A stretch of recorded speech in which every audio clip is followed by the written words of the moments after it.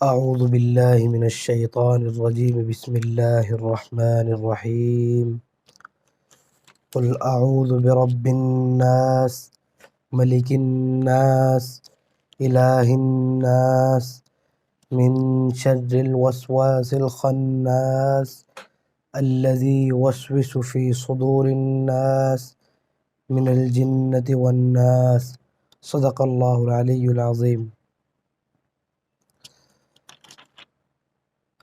ایک اور صورت ہے بسم اللہ الرحمن الرحیم قل اعوذ برب الفلق من شر ما خلق ومن شر غاسق اذا وقب ومن شر النفاثات في العقد ومن شر حاسد اذا حسد صدق اللہ العلی العظیم۔ محترم حضرات، معزز سامعین اور معزز خواتین، آج انشاءاللہ ہم یہ دو صورتیں پڑھیں گے۔ دراصل یہ دونوں صورتیں جوڑا ہیں جو ایک ساتھ نازل کی گئی تھی، اور ان کو معوذتین کہا جاتا ہے۔ معوذتین یعنی پناہ دینے والیاں۔ اللہ کے رسول صلی اللہ علیہ وسلم پر یہ دونوں صورتیں کس موقع پر نازل ہوئیں، اس کا شان نزول کیا ہے، وہ آپ سمجھ لیجئے۔ حدیث شریف میں آیا ہے کہ کچھ یہودیوں نے آپ صلی اللہ علیہ وسلم پر جادو کرنے کی کوشش کی۔ اس کے اثر سے آپ صلی اللہ علیہ وسلم کی طبیعت خراب ہونے لگی، آپ بیمار رہنے لگے، طبیعت بگڑنے لگی۔ حدیث شریف میں وضاحت ہے کہ حضرت عائشہ رضی اللہ عنہ بیان فرماتی ہیں کہ ایسا ہو جاتا تھا کہ آپ صلی اللہ علیہ وسلم نے کوئی کام نہ کیا ہو تو وہ ایسا محسوس ہوتا تھا جیسے اس کام کو کر چکے ہیں، تو گویا ایک اثر سا ہو گیا تھا۔ تو اللہ تعالیٰ نے آپ کی حفاظت فرمائی اور آپ کو یہ دو صورتیں نازل فرما کر جو جادو آپ پر کرانے کی کوشش کی گئی تھی اس کو ختم فرمایا اور زائل فرمایا۔ دیکھیے دونوں صورتوں کے اندر 11 آیتیں ہیں، قل اعوذ برب الفلق اور قل اعوذ برب الناس میں۔ تو یہ 11 آیتیں نازل فرما کر آپ صلی اللہ علیہ وسلم کو سب کچھ بتا دیا گیا کہ آپ پر جو جادو کی کوشش کی گئی ہے وہ فلاں چیز میں کی گئی ہے، وہ فلاں کنگا ہے جو فلاں کنویں میں رکھا ہوا ہے، ایک پتھر کے نیچے اس کو رکھا گیا ہے، تو آپ کو بتا دیا گیا تھا۔ تو آپ کیا کرتے، ایک ایک آیت پڑھتے جاتے تھے اور ایک ایک گرے میں پھونکتے جاتے تھے، اس کو کھولتے جاتے تھے۔ تو اس سے جو ہے آپ صلی اللہ علیہ وسلم پر جو کیفیت رہتی تھی وہ ختم ہو گئی، اور جو اثر تھا وہ بھی اللہ تعالیٰ نے ان آیات کی برکت سے ختم فرما دیا۔ تو گویا یہ دونوں صورتیں جوڑا ہیں اور دونوں یہ ایک ساتھ نازل کی گئی 11 آیتوں کے ساتھ۔ اس کے اندر گویا پناہی مانگی گئی ہے۔ کس کس چیز سے پناہ مانگی گئی ہے ہم اس کو دیکھ لیتے ہیں۔ بسم اللہ الرحمن الرحیم قل اعوذ برب الناس، کہ آپ کہہ دیجئے اے نبی صلی اللہ علیہ وسلم، اعوذ برب الناس، کہ میں اس ذات کی پناہ میں آتا ہوں جو تمام لوگوں کا رب ہے، سب لوگوں کا پروردگار ہے، میں اس کی پناہ میں آتا ہوں۔ دوسرا فرمایا ملک الناس، اس رب کی پناہ میں آتا ہوں جو سب لوگوں کا بادشاہ ہے، سب پر اسی کی حکمرانی ہے۔ الہ الناس، اور اس ذات کی پناہ میں آتا ہوں، اس رب کی پناہ میں آتا ہوں جو سب لوگوں کا معبود ہے، تمام کے تمام لوگوں کا معبود ہے۔ من شر الوسواس الخناس، تو یہاں پر اللہ تعالیٰ کی 3 صفتیں بیان کی کہ جو تمام لوگوں کا رب ہے، پروردگار ہے، تمام لوگوں کا بادشاہ ہے، اور تمام لوگوں کا جو معبود ہے۔ اس سے ہمیں معلوم کیا ہوا کہ اگر رب ہے تو صرف اللہ ہے، رب الناس، پروردگار ہے تو صرف اللہ ہے، اللہ کے علاوہ کوئی اور پروردگار نہیں ہے، پالنے والا۔ ربن کے معنی صرف جو ہے پیدا کرنے والا یا رب نہیں ہے۔ پیدا کرنے والے کے لیے خالقن کا لفظ ہے الگ سے، کہ خالق پیدا کرنے والا۔ ربن کا مطلب ہوا تربیت کرنے والا، بچپن میں جو ہے پالنے والا، بڑھاپے میں دیکھ ریکھ کرنے والا، شروع سے لے کر آخر تک جو کچھ بھی دیکھ بھال ہو، جو کچھ بھی دھیان رکھا جائے، وہ اس رب کے مفہوم میں ادا ہو جاتا ہے۔ تو رب الناس، رب ہے تو صرف اللہ ہے، کسی اور کے اندر یہ ہمت نہیں ہے کہ وہ پالنے کی قدرت رکھتا ہو۔ اگر کوئی پالتا ہے تو گویا وہ اللہ تعالیٰ نے اس کو یہ ہمت دے رکھی ہے۔ ملک الناس، جو لوگوں کا بادشاہ ہے۔ معلوم کیا ہوا کہ بادشاہ ہے تو صرف اللہ ہے، بادشاہ کے علاوہ، اللہ کے علاوہ کسی اور کی بادشاہت نہیں چل سکتی، صرف اور صرف اللہ تعالیٰ کی بادشاہت چلے گی۔ الہ الناس، معبود ہے تو صرف اللہ ہے، اللہ کے علاوہ کوئی اور معبود ہے ہی نہیں، کسی کے اندر ہمت بھی نہیں ہے کہ وہ معبود بن جائے۔ تو جس ذات کے اندر یہ تین صفات ہوں گی، کیا کیا تین صفات؟ کہ وہ پروردگار ہو، رب ہو، تربیت کرنے والا ہو، اور مالک بھی ہو، بادشاہ ہو سب کا، اور معبود ہو، اس کی عبادت کی جاتی ہو۔ تو جس ذات کے اندر یہ تین صفتیں ہوں گی، وہی ذات اس کی مستحق ہے اور اس کے لائق ہے کہ اس کی پناہ میں آیا جائے، اسی سے پناہ حاصل کی جائے۔ سب چیزوں سے پناہ مانگ کر کس ذات کی پناہ میں جائیں گے ہم؟ جس کے اندر یہ تین صفتیں ہوں۔ انسان بادشاہ ہو سکتا ہے، بالکل، وہ جو ہے انسان بادشاہ ہو سکتا ہے، انسان تربیت کرنے والا ہو سکتا ہے، جو ہے پالنے والا ہو سکتا ہے، لیکن ضروری نہیں کہ وہ معبود بھی ہو۔ کچھ معبود ہوتے ہیں کہ جن کی پوجا کی جاتی ہے، کچھ معبود ہوتے ہیں کہ جن کی پوجا کی جاتی ہے لیکن وہ حکمران نہیں ہے، مالک نہیں ہے۔ تو یہ تینوں صفتیں ہونی چاہیے اگر ہمیں کسی کی پناہ میں آنا ہے۔ تو اللہ تعالیٰ کے اندر یہ تینوں صفتیں ہیں۔ آگے دیکھیے کس چیز سے پناہ مانگی جا رہی ہے۔ اللہ تعالیٰ ارشاد فرماتے ہیں من شر الوسواس الخناس، کہ پناہ مانگتا ہوں اس وسوسہ ڈالنے والے کے شر سے جو پیچھے کو چھپ جاتا ہے۔ یعنی شیطان کی طرف اشارہ کیا گیا ہے کہ وہ وسوسہ ڈالتا ہے، اس کے شر سے پناہ مانگتے ہیں، اور جو پیچھے کو ہٹ جاتا ہے۔ خناس، شیطان کے اندر یہ ہمت نہیں ہے کہ وہ جو ہے اللہ کا مقابلہ کرے، اللہ کے سامنے آئے، بلکہ کچھ ذکر کیا جاتا ہے تو وہ بھاگ جاتا ہے۔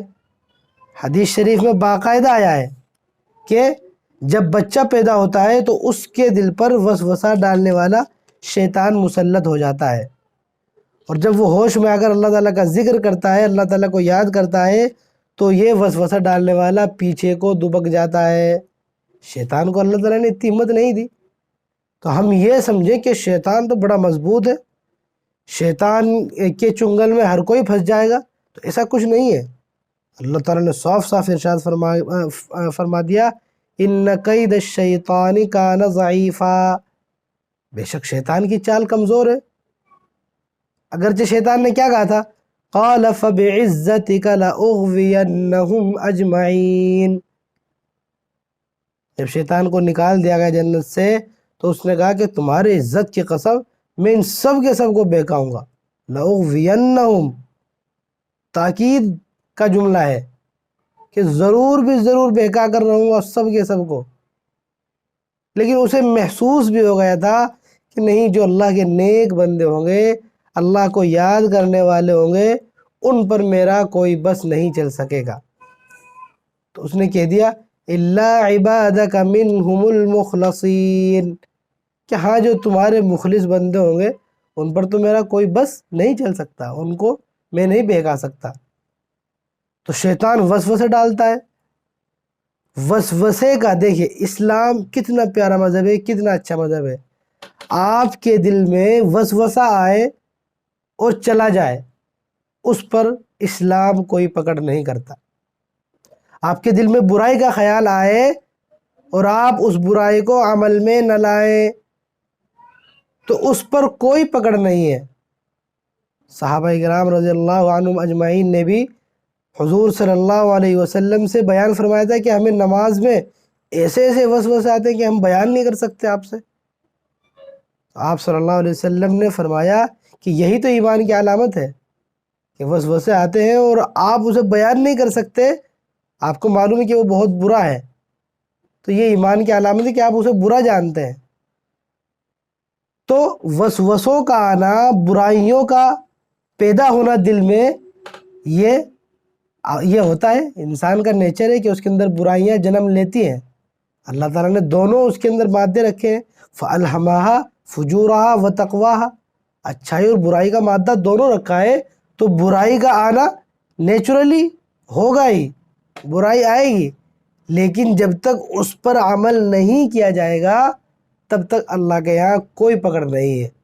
اس کے برخلاف اگر آپ نیت کریں کسی اچھے کام کی، مثال کے طور پر دعوت تبلیغ کے لیے آتے ہیں اور تشکیل کرتے ہیں 4 مہینے کے لیے یا 40 دن کے لیے، تو کہا جاتا ہے کہ آپ نیت فرما لیں، اللہ تعالیٰ انشاءاللہ اجر و ثواب دیں گے۔ تو اچھائی کی نیت کرنا، اللہ تعالیٰ فوراً سے اس پر ثواب کی ریٹ فرما دیتے ہیں، فوراً ثواب مل جاتا ہے۔ آپ اچھائی کا ارادہ کیجئے، آپ یہ رات میں ارادہ کر کے سوئیے کہ میں سو رہا ہوں اور مجھے صبح تہجد پڑھنی ہے، اللہ تعالیٰ اس پر ثواب عطا فرما دیں گے، آپ کی پوری رات آپ کا سونا عبادت بن جائے گا۔ کس قدر پیارا مذہب اور کتنا آسان مذہب اللہ تعالیٰ نے بنایا ہے کہ اچھائی کا ارادہ کرنے پر فوراً نیکیاں مل جاتی ہیں، برائی کا ارادہ کیا اس پر کوئی پکڑ نہیں ہے جب تک کہ وہ عمل میں نہ آ جائے۔ فرمایا من شر الوسواس الخناس، اس وسوسہ ڈالنے والے کے شر سے پناہ مانگتے ہیں جو پیچھے کو چھپ جاتا ہے، الذی یوسوس فی صدور الناس، جو لوگوں کے دلوں میں وسوسے ڈالتا ہے، من الجنۃ والناس، چاہے وہ جنات میں سے ہو یا انسانوں میں سے، یعنی شیطان جنات میں سے بھی ہوتے ہیں اور انسان میں سے بھی۔ شیطان میں سے تو ہمیں نظر نہیں آتے، جو شیطانی جنات ہیں وہ ہمیں نظر نہیں آتے، اور جو انسانی شیطان ہے تو وہ جیسے کسی کی بات سن کر ہمارے دل میں برائی کا جذبہ پیدا ہو جائے، کسی نے کچھ بات بتائی ہمیں اور ہمیں طرح طرح کے برے برے خیالات آنے لگیں، تو گویا وہ انسانی شیطان ہے، تو اس سے بھی پناہ مانگی گئی ہے۔ تو دیکھیے انسان کیا ہے، انسان ایک عاجز مخلوق ہے، بہت کمزور ہے انسان، اللہ کے مقابلے میں اس کی کوئی حیثیت نہیں ہے، بہت عاجز مخلوق ہے انسان، تو لازمی طور پر اسے پناہ کی ضرورت ہے کہ کوئی نہ کوئی ایسی ذات ہو جو اس کو پناہ دے سکے۔ تو یہ پناہ اس کو ایک خدا کے علاوہ کہیں نہیں مل سکتی، ایک اللہ تعالیٰ کے سوا اس کو کوئی پناہ نہیں دے سکتا۔ خدا ہی تمام انسانوں کا رب ہے، وہی سب کا بادشاہ ہے، وہی سب کا معبود ہے، پھر اس کے علاوہ شر و فتنے میں کون ہے جو لوگوں کا سہارا بن سکتا ہے؟ تو اس ذات کے علاوہ کوئی نہیں ہے جو لوگوں کا سہارا بن سکے مشکلوں میں، فتنوں کے دور میں، فتنوں کے مقابلے کے لیے اللہ تعالیٰ کے علاوہ کوئی اور ذات مناسب نہیں ہے، وہی ذات ہے جس کی پناہ چاہی جا سکتی ہے۔ تو اس صورت کے اندر جو شیطان وسوسے ڈالتا ہے ان سے پناہ مانگنے کے بارے میں فرمایا گیا ہے۔ رسول اللہ صلی اللہ علیہ وسلم کا معمول تھا کہ آپ صلی اللہ علیہ وسلم اپنے نفس کے شر سے بھی پناہ مانگتے تھے۔ شیطان بھی آمادہ کرتا ہے شر پر، برائیوں پر، اور ہمارا جو نفس ہے وہ بھی ہمیں برائیوں پر آمادہ کرتا ہے، خالی شیطان کا ہی دخل نہیں ہوتا بلکہ ہمارا نفس کی بھی 3 قسمیں ہوتی ہے، نفس امارہ، نفس لوامہ، نفس مطمئنہ۔ تو نفس امارہ، ان النفس لامارۃ بالسوء، 13ویں پارے میں آیا ہے وما ابرئ نفسی ان النفس لامارۃ بالسوء، کچھ نفس ایسے ہوتے ہیں جو برائیوں کا حکم دیتے ہیں۔ تو اللہ کے رسول صلی اللہ علیہ وسلم اکثر جو ہے پناہ مانگتے تھے اور سکھلایا ہے امت کو کہ نفس کے شر سے بھی پناہ مانگی جائے۔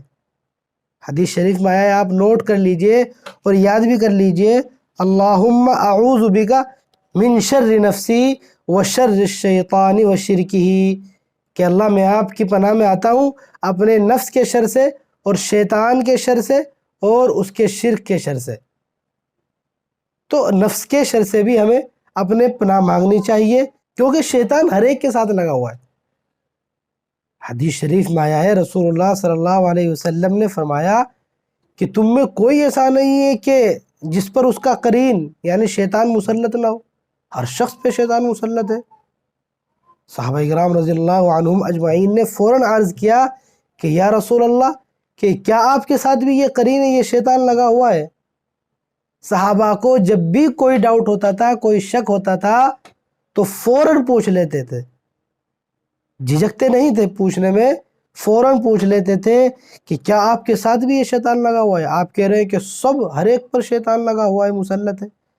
تو اللہ کے رسول صلی اللہ علیہ وسلم نے فرمایا کہ ہاں، مجھ پر بھی شیطان لگا ہوا ہے، مگر اللہ تعالیٰ نے اس کے مقابلے میں میری مدد فرمائی اور اس کو ایسا کر دیا کہ وہ مجھے خیر کے علاوہ کسی اور چیز کی تلقین نہیں کر سکتا۔ وہ مجھے خیر ہی کی بات بتلائے گا، خیر کے علاوہ وہ مجھے کسی اور چیز کی تلقین نہیں کر سکتا۔ تو معلوم کیا ہوا کہ ہر انسان کے ساتھ شیطان لگا ہوا ہے اور شیطان طرح طرح کے وسوسے ڈالتا ہے۔ ہمیں پناہ مانگتے رہنا چاہیے، اللہم اعوذ بک من شر نفسی و شر الشیطان و شرکہ، اور اللہ تعالیٰ کو یاد کرتے رہنا چاہیے، اس کی پناہ میں آتے رہنا چاہیے۔